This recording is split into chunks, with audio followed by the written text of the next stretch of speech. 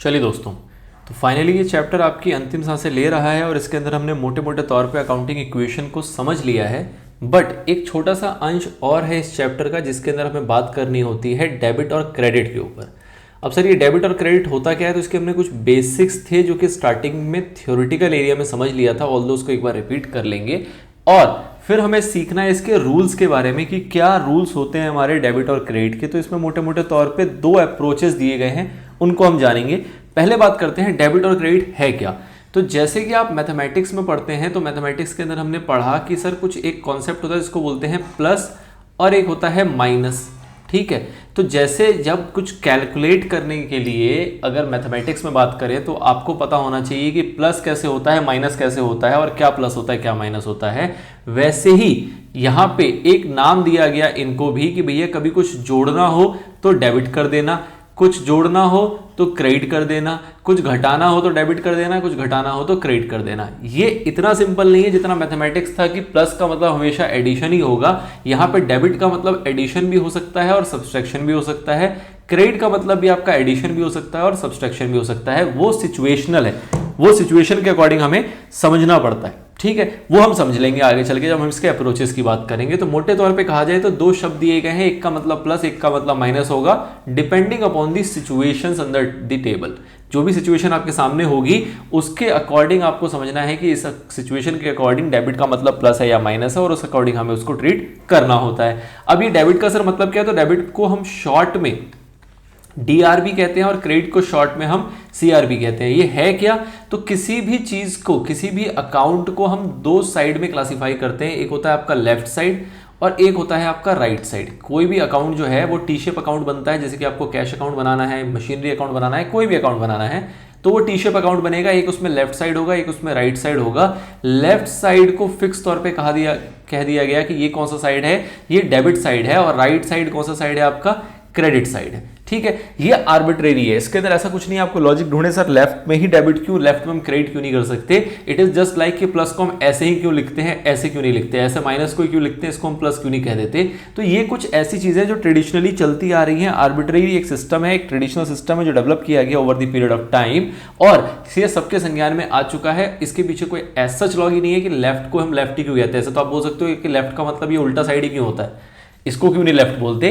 तो there is no logic for this. It is just like कि left side को हम डेबिट कहते हैं, राइट साइड को हम क्रेडिट कहते हैं। डेबिट का उपयोग हम सीखेंगे, क्रेडिट का उपयोग हम सीखेंगे। ठीक है, चलिए, तो किसी भी अकाउंट के दो साइड हैं, एक साइड है आपका लेफ्ट, एक साइड है आपका राइट। लेफ्ट साइड को आप बोलते हो डेबिट, राइट साइड को बोलते हो क्रेडिट। डेबिट को हम शॉर्ट में DR लिखते हैं। डेबिट का बेसिकली मतलब क्या होता है कि ये DR ड्राइव हो रहा है कहां से, DR ड्राइव हो रहा है आपके डेटर से, D स्टार्टिंग का, R लास्ट का ले लिया, और CR ड्राइव हो रहा है आपके क्रेडिटर से जिसके अंदर आपने C स्टार्टिंग का ले लिया और R एंड का ले लिया। मोटे मोटे तौर पे डेबिट का मतलब हम डेटर ही समझते हैं जहां पे हमें कुछ ना कुछ लेना है किसी से, और क्रेडिट का मतलब हम क्रेडिटर समझते हैं जहां पे किसी ना किसी को कुछ देना है। ऑल्दो ये आज के टाइम पे बहुत इवॉल्व हो चुका है और डेबिट के अंदर बहुत सारी और चीजें भी समा गई हैं, बट जो इसका ये शॉर्ट एब्रिविएशन निकाला गया है वो डेटर और क्रेडिटर से ही निकाला गया है। ठीक है, बहुत ज्यादा इसके अंदर भी कोई रॉकेट साइंस नहीं है। कोई भी अकाउंट, उस अकाउंट का लेफ्ट साइड होगा वो डेबिट कहलाएगा, राइट साइड होगा वो क्रेडिट कहलाएगा। अब बात आती है रूल्स की कि डेबिट क्रेडिट के रूल्स को कैसे समझा जाए, कब डेबिट का मतलब प्लस है, कब डेबिट का मतलब माइनस है, इसको हम कैसे समझेंगे। तो यहाँ पे दो पार्ट में इसके रूल्स को क्लासिफाई किया गया है। सबसे पहला पार्ट है आपका ट्रेडिशनल, जिसको हम इंग्लिश अप्रोच कहते हैं, और दूसरा है आपका मॉडर्न, जिसको हम अमेरिकन अप्रोच कहते हैं। यहाँ पे हम अमेरिकन अप्रोच की बात करेंगे, मॉडर्न अप्रोच की बात करेंगे, और जो ट्रेडिशनल या फिर इंग्लिश अप्रोच है वो आपको कवर कराया जाएगा नेक्स्ट चैप्टर के अंदर। इसका जस्ट नेक्स्ट चैप्टर है, छोटा सा कॉन्सेप्ट है, इसी की कंटिन्यूएशन हम कर लेंगे क्योंकि हमने बाकी पार्ट अकाउंटिंग इक्वेशन का ऑलरेडी खत्म कर लिया है। ठीक है सर, ये जो अमेरिकन अप्रोच है ये बेसिकली क्या कहता है कि जितने भी आपके अकाउंटिंग में ट्रांजैक्शंस होते हैं, जितनी भी एक्टिविटीज होती हैं, उसको 5 कैटेगरी में डिवाइड किया जा सकता है। 3 तो आप देख ही चुके हो, एसेट, लायबिलिटी और कैपिटल। इसके अलावा ये कहते हैं कि भैया कैपिटल के अंदर ही हम एक्सपेंस और इनकम को मर्ज नहीं करेंगे, इसको अलग अलग से लिखेंगे। तो इन्होंने 5 कैटेगरीज की बना दी, एक एसेट, एक लायबिलिटी, एक कैपिटल। आपको पता है एसेट्स क्या होते हैं, आपको पता है लायबिलिटीज क्या होती हैं, आपको पता है कैपिटल क्या होता है, और उसके अलावा एक्सपेंस और इनकम, जिसको हम अकाउंटिंग इक्वेशन में कैपिटल के साथ ही मर्ज कर दे रहे थे, इनकम को जोड़ देते थे और एक्सपेंसेस को माइनस कर देते थे। इन्होंने कहा नहीं, जब हम डेबिट क्रेडिट के रूल को समझेंगे तो उसको हम अलग से ट्रीट करेंगे। एक्सपेंसेस का अकाउंट अलग से बनेगा, इसलिए एक्सपेंसेस के लिए रूल अलग से आएंगे, और इनकम का अकाउंट अलग से बनेगा, इनकम के लिए रूल्स अलग से आएंगे। ठीक है सर। अब क्या रूल बताया गया, तो इसमें ये बताया गया कि ये आपका एक अकाउंट है। लेट से पहले बात करते हैं, अगर कोई एसेट का अकाउंट है, तो अगर कोई एसेट का अकाउंट होगा तो उस केस में क्या होगा, तो हम कह रहे हैं कि भैया अगर एसेट इंक्रीज हो रहा है तो उसको हम डेबिट में लिखेंगे। अगर एसेट आपका इंक्रीज हो रहा है तो कहां लिखेंगे, डेबिट में। और अगर एसेट आपका घट रहा है तो आप कहां लिखोगे, क्रेडिट में लिखोगे। ठीक है। अगर आपका एसेट के बाद बात करें, सपोज लाइबिलिटी का अकाउंट है, तो इसके लिए क्या रूल बताया गया कि अगर लाइबिलिटी इंक्रीज हो रही है तो क्रेडिट में लिखेंगे, और लाइबिलिटी अगर घट रही है तो उस केस में हम डेबिट में रखेंगे। तीसरा आपका क्या आता है, तीसरा आता है कैपिटल। अगर कैपिटल का अकाउंट है तो कैपिटल के लिए क्या बताया गया, कैपिटल के लिए भी सेम बताया गया कि अगर कैपिटल आपका इंक्रीज हो रहा है तो वो क्रेडिट में आएगा, और डिक्रीज हो रहा है तो डेबिट में आएगा। इसके बाद आता है आपका एक्सपेंस। एक्सपेंस के लिए क्या बताया गया सर, अगर एक्सपेंस आपका इंक्रीज हो रहा है तो डेबिट में आएगा, और अगर एक्सपेंस आपका डिक्रीज हो रहा है तो हम राइट साइड में लिखेंगे, क्रेडिट साइड में लिखेंगे। और इसके बाद आता है आपका इनकम। इनकम के लिए क्या बताया गया सर कि अगर इनकम आपका इंक्रीज हो रहा है तो क्रेडिट में आएगा, और डिक्रीज हो रहा है तो डेबिट में आएगा। ठीक है। ये 5 चीजें, इन पांचों के आपको रूल इस तरीके से बता दिए गए। इसको अगर आप सम करोगे, टोटल करोगे, तो आपको ये समझ में आएगा कि एसेट और एक्सपेंस का रूल एक जैसा है, और लाइबिलिटी, कैपिटल और इनकम का रूल एक जैसा है। मतलब एसेट और एक्सपेंस के केस में हम कहते हैं कि डेबिट में बढ़ेगा और क्रेडिट में घटेगा। ये वाला पार्ट है, इसमें हम यही बात कह रहे हैं, और एक्सपेंस में भी हम यही बात कह रहे हैं कि ये डेबिट में बढ़ेगा और क्रेडिट में घटेगा। बाकी सब में हम इसका उल्टा कहते हैं, उसमें कहते हैं वो क्रेडिट में बढ़ेगा और डेबिट में घटेगा। इन शॉर्ट अगर आप इसको सम करें तो आपको ये समझ में आएगा कि भैया इसको हमें करना क्या है। इसको हमें समझना इस तरीके से है कि 2 अकाउंट ऐसे हैं, एसेट का अकाउंट हो गया और आपके एक्सपेंसेस का अकाउंट हो गया। इसमें आपको एक चीज ध्यान रखना है कि डेबिट में बढ़ता है। अगर डेबिट में बढ़ता है तो ऑटोमेटिकली इसका मतलब है कि क्रेडिट में क्या होता होगा, ये घटता होगा। और इसके अलावा जो आपकी लाइबिलिटीज है, या जो आपका कैपिटल है, या जो आपकी इनकम है, ये सारी की सारी ये डेबिट में आपका बढ़ता है, और ये आपका जो बढ़ता है वो क्रेडिट में बढ़ता है। अगर क्रेडिट में बढ़ता है तो इसका मतलब क्या होगा कि ये डेबिट में कम होगा। यही 5 बातें, और कुछ खास इसके अंदर नहीं रह जाता। अब इसके पीछे लॉजिक क्या है, तो इसके अंदर लॉजिक ऐसा सच कुछ नहीं है। आपको ये समझना है कि इनका नेचर होता है। जैसे एसेट है, उसका नेचर ऐसा होता है कि एसेट जब इंक्रीज होगा तो उसको हम डेबिट में लिखते हैं, और एक्सपेंसेस भी जब बढ़ते हैं तो उसको हम डेबिट में लिखते हैं। और इसके अलावा जो बाकी 3 है, इनके नेचर ऐसे हैं कि इसको हम बढ़ने वाले को क्रेडिट में दर्शाते हैं। इसका अगर आप लॉजिक ढूंढने जाएंगे तो आप इस तरीके से समझ सकते हैं कि किसी एक को आपको कुछ तो रूल बनाना है। अगर रूल्स हैं तो किसी एक को तो कुछ ना कुछ डिसाइड करना पड़ेगा, कुछ ना कुछ बताना पड़ेगा। तो इसमें क्या बताया गया कि चलो एक को पकड़ लेते हैं, उससे सारा अपने आप बन जाएगा। कैसे बन जाएगा सर, क्योंकि एसेट और liability just opposite to each other. ये हमने देखा है, एसेट जो है और लाइबिलिटी और कैपिटल जो है ये दोनों अपोजिट है। जैसे हमने देखा था, ये एलएचएस है, ये हमारे राइट हैंड साइड में आता है, आरएचएस कहलाता है। हम बोलते हैं asset equal to what, liability plus capital. तो मतलब जो एसेट है इसका अपोजिट वर्ताव किसका है, लाइबिलिटी और कैपिटल का है। अगर हमने कहा कि भैया एसेट को हम कहते हैं, रूल देते हैं कि डेबिट में इसको बढ़ाओ, तो ऑब्वियस सी बात है अगर आप लाइबिलिटी को भी सेम रूल दे दोगे और कैपिटल को भी सेम रूल दे दोगे तो आप जस्टिफाई नहीं कर पाओगे, आप आइडेंटिफाई नहीं कर पाओगे। तो इसलिए इसके अंदर हमें अपोजिट में आना पड़ा, क्योंकि और दूसरा ऑप्शन ही नहीं है। एक आपके पास डेबिट है, एक आपके पास क्रेडिट ही तो है। अगर आप एसेट में भी कह दो कि डेबिट में बढ़ेगा और लाइबिलिटी और कैपिटल को भी कह दो डेबिट में ही बढ़ेगा, तो दोनों में डिफरेंस क्या रह गया। लाइबिलिटी और कैपिटल तो आप कह सकते हो एक जैसे ही होते हैं, इसमें कोई खास डिफरेंस नहीं होता। दोनों के दोनों लाइबिलिटी है, एक इंटरनल है, एक एक्सटर्नल है। बट लाइबिलिटी और एसेट में तो डिफरेंस है ना। तो इसलिए यहां पे कहा गया कि इन तीनों की अगर बात करें, एसेट, लाइबिलिटी और कैपिटल की, तो दोनों को हमें अलग अलग रूल देना पड़ेगा। एक ये एसेट है और दूसरा आपका लाइबिलिटी और कैपिटल है।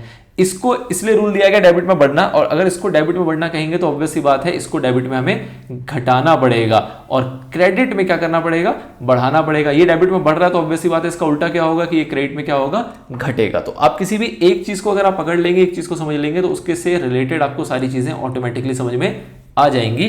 कि अगर हम एसेट में एक सेट कर ले रहे हैं कि सर ये डेबिट में बढ़ेगा, तो अब इसके अलावा इसके अपोजिट देखो, अगर बढ़ रहा है डेबिट में तो घटेगा कहां, क्रेडिट में। एसेट की बात कर रहे हैं। अब अगर एसेट डेबिट में बढ़ रहा है तो लाइबिलिटी किस में बढ़ेगा, तो लाइबिलिटी क्रेडिट में बढ़ेगा। और अगर लाइबिलिटी क्रेडिट में बढ़ रहा है तो लाइबिलिटी अगर घटेगी तो किधर लिखना पड़ेगा अपने को, डेबिट में लिखना पड़ेगा। तो इस तरीके से ये ऑटोमेटिकली कनेक्ट हो गए। सेम रूल आता है आपका एक्सपेंस और इनकम के केस में। अब इसके अंदर भी आपको एक को फ्रीज करना पड़ेगा। आपने सपोज एक्सपेंस को फ्रीज कर दिया कि सर डेबिट में ये बढ़ेगा। अब अगर एक्सपेंस डेबिट में बढ़ेगा तो आप डेबिट में इनकम को तो नहीं बढ़ा सकते ना, आपको उसके लिए कुछ ना कुछ अपोजिट करना पड़ेगा। तो क्या अपोजिट किया गया कि इसको क्रेडिट में बढ़ा दो। अब अगर ये डेबिट में बढ़ रहा है तो एक्सपेंस अगर घटता है तो क्या करेंगे, तो डेबिट के अलावा दूसरा ऑप्शन क्या है आपके पास, क्रेडिट का, तो क्रेडिट में इसको घटाना पड़ेगा। और इनकम आपका अगर क्रेडिट में बढ़ रहा है तो इसका अपोजिट क्या ऑप्शन है कि अगर इनकम घटेगा तो कहां लिखोगे, आपको डेबिट में ही लिखना पड़ेगा, दूसरा ऑप्शन ही वही है। तो किसी भी एक चीज को आप फ्रीज कर देंगे, आपके ऑटोमेटिकली सारी चीजें यहां पे क्लियर हो जाएंगी। तो मोटे मोटे तौर पे इसको इस तरीके से क्लासिफाई किया जाता है कि जो एसेट है और एक्सपेंस है, इन दोनों का नेचर एक जैसा है, इन दोनों की ट्रीटमेंट एक जैसी होती है, और जो बाकी चीजें हैं लायबिलिटी, कैपिटल और इनकम, इन तीनों का नेचर आपका एक जैसा होता है। ये मोटे तौर पे इसके रूल हैं जो आपको मॉडर्न अप्रोच या फिर अमेरिकन अप्रोच के अंदर बताई गई है। जो मॉडर्न या अमेरिकन अप्रोच है वो आपको इस तरीके से 5 अकाउंट क्लासिफिकेशन कहता है और कहता है कि इस हिसाब से भी आप काम करोगे तो आप अपनी अकाउंटिंग को सही तौर पे कर पाएंगे। अब आपके पास पहला सवाल है आपके सामने, इस सवाल को जरा हम समझेंगे और इसके आंसर को करने की कोशिश करेंगे। सबसे पहला पॉइंट क्या कह रहा है, ऑन विच साइड, सवाल क्या है, on which side will the increase in the following accounts be recorded. अब यहां पे इंक्रीज और डिक्रीज दोनों की बात नहीं कह रहा, इसने पहले ही कह दिया कि भैया इंक्रीज बताओ। कह रहा है इन अकाउंट्स में जितने भी आपको नीचे ऑप्शंस दिए गए हैं, इन सब में अगर इंक्रीज होगा तो इसको कहां रिकॉर्ड करोगे। मतलब कि डिक्रीज का पूछ ही नहीं रहा आपसे, सिर्फ एक चीज पूछ रहा है कि जैसे सपोज एसेट है, एसेट इंक्रीज होगा तो कहां जाएगा, डेबिट में जाएगा। एक्सपेंस अगर कोई है नीचे तो एक्सपेंस अगर इंक्रीज होगा तो कहां जाएगा, डेबिट में जाएगा। और लायबिलिटी, कैपिटल और इनकम के केस में अगर वो इंक्रीज होगा तो कहां जाएगा, वो क्रेडिट में जाएगा। ठीक है, तो आपसे सिर्फ इंक्रीज के बारे में पूछा जा रहा है, डिक्रीज के बारे में नहीं पूछ रहा। और साथ ही में आपसे क्या कह रहा है, also mention the nature of account. आपको इसका नेचर ऑफ अकाउंट भी बताना है। नेचर ऑफ अकाउंट का मतलब क्या हुआ कि आपने ऊपर देखा 5 नेचर है आपके, एसेट, लायबिलिटी, कैपिटल, एक्सपेंस और इनकम। अगर आपको सैलरी लिखा है तो आपको बताना है कि इसका नेचर क्या है, ये एक्सपेंस नेचर है। ठीक है, तो चलिए फटाफट से देखते हैं और आप खुद पहले इसको बताएंगे, उसके बाद थोड़ा सा पॉज लेने के बाद मैं इसका आंसर बताऊंगा। सबसे पहला आ रहा है प्रोप्राइटर्स अकाउंट। किसी मालिक का अकाउंट है तो प्रोप्राइटर का अकाउंट जो है वो क्या कहलाता है, तो प्रोप्राइटर का अकाउंट अगर बढ़ेगा, प्रोप्राइटर का अकाउंट का पहले तो बता दो नेचर, पहले हम नेचर पकड़ लेते हैं, नेचर पकड़ में आ जाएगा तो आप उसके आगे अपने आप ही समझ जाओगे। प्रोप्राइटर का अकाउंट का मतलब क्या होता है, ये क्या है, ये है कैपिटल।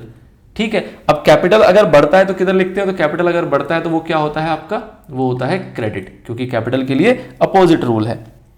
नाउ कैश, कैश का नेचर क्या है सर, कैश हमारा एक प्रकार का एसेट होता है और एसेट अगर बढ़ता है तो हम क्या करते हैं, डेबिट करते हैं। आपको एक समझ में आ गया, जस्ट अपोजिट में बाकी सारा अपने आप कवर हो जाएगा। किसी भी एक को पकड़ लेना है, एसेट को पकड़ना मेरे लिए फेवरेबल होता है क्योंकि एसेट पे हम सिंपली उसको रिलेट कर पा रहे हैं और उसके अपोजिट में सबको लेके चल रहे हैं। आप चाहे तो लायबिलिटी पकड़ें, चाहे तो कुछ और पकड़ें और उस अकॉर्डिंग आप अपने सारे रूल्स इजिली याद कर पाएंगे। Now rent received, rent received हुआ तो ये क्या है आपका, ये है इनकम। और इनकम जब बढ़ेगा तो कहां जाएगा, इनकम जब बढ़ेगा तो कहां जाएगा, वो क्रेडिट में जाएगा। अगला है मशीनरी, मशीनरी किस कैटेगरी का है, किस नेचर का है, ये है आपका एसेट और एसेट जब बढ़ेगा तो कहां जाएगा, ये डेबिट में जाएगा। सैलरी पेड, सैलरी पेड किस नेचर का है, सैलरी पेड है एक्सपेंस नेचर का और एक्सपेंस जब बढ़ेगा तो अगेन कहां जाएगा, डेबिट में जाएगा। डेटर, डेटर किस नेचर का है, डेटर है आपके एसेट और एसेट अगर बढ़ेगा तो ये भी कहां जाएगा, आपके डेबिट में जाएगा। क्रेडिटर, क्रेडिटर किस नेचर का है, क्रेडिटर है आपका एक प्रकार की लायबिलिटी और लायबिलिटी जब बढ़ेगी तो किधर जाएगी, ये आपकी क्रेडिट में जाएगी, ये आपका क्रेडिट हो जाएगा। उसके बाद नेक्स्ट क्या है, नेक्स्ट आपके पास आता है इंटरेस्ट रिसीव्ड। तो आपने देखा था रेंट रिसीव्ड हो चाहे इनकम रिसीव्ड हो एक ही बात होती है, कुछ भी रिसीव हो रहा है आपको दैट मीन्स वो आपका इनकम है। और इनकम जब बढ़ता है, क्योंकि बढ़ने का सवाल है, तो इनकम जब बढ़ेगा तो कहां जाएगा, आपके क्रेडिट में जाएगा। तो इस तरीके से इस टाइप के क्वेश्चंस को हमें अटेम्प्ट करना होता है। ये आपका पहला क्वेश्चन था जिसके अंदर हमने बात की कि इसका ट्रीटमेंट किस तरीके से होगा। अब आपके पास एक सवाल और है यहाँ पे जिसको कि मैं फिलहाल आपके लिए होमवर्क में छोड़ रहा हूं। इसके अंदर आपको क्या करना है, कह रहा है कुछ ट्रांजैक्शन दिए हुए हैं, आपको इसका नेचर बताना है, इसका आपको नेचर ऑफ अकाउंट बताना है और state which account will be debited and which account will be credited. थोड़ा सा ये एडवांस हो गया, पहले हम इसका नेचर बताएंगे, इस ट्रांजैक्शन को समझेंगे, उसके नेचर को बताएंगे और नेचर को बताने के साथ साथ हमें बताना पड़ेगा कि कौन सा उसमें से डेबिट होगा और कौन सा उसमें से क्रेडिट होगा। एक बार इसको आप ट्राई करें जितनी आपको अंडरस्टैंडिंग दी गई है और उसके बाद इसको मैं डिटेल में आपको सॉल्व कराऊंगा आने वाले पार्ट के अंदर।